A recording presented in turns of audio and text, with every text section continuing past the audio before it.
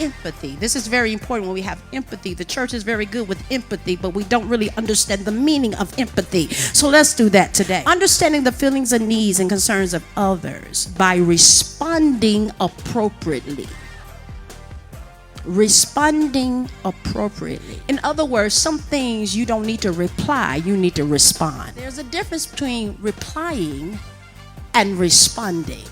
Replying is that I'm actually answering you by your emotions. I'm answering you by how I feel. So what happens, we're doing a lot of replying, but we're not doing enough responding. Means I take responsibility for how you feel, but it doesn't mean I have to agree with how you feel.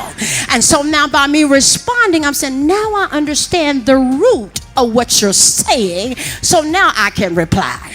In other words, we're moving too quick to respond to something that really don't even need a reply. So what are you saying? I'm saying that it's important. If you look at the word responding, it's connected to the root word responsibility. It means when I respond to you, I take on the responsibility of what you've told me, and I understand my position to what I would need to do with your conversation. Sometimes I learn to shut my mouth because some things I don't need to take responsibility for, because it's not my problem. The problem is you. So now we see the people in the church, they're needing you to reply, but they don't want the response, because the response means I have to tell you the truth.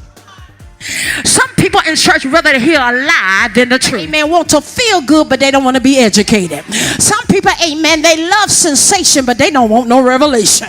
And so now I'm understanding that it is a time now that emotional intelligence means I have to respond. I can't reply. If I don't say nothing to you, you need to thank God, because if I reply to you, I may just cuss you out. But if I respond to you, I give you God's wisdom. And so now as a leader of a church, you got to be patient with your leaders, because they have to get to God to respond to you. But what the church folks want is a reply.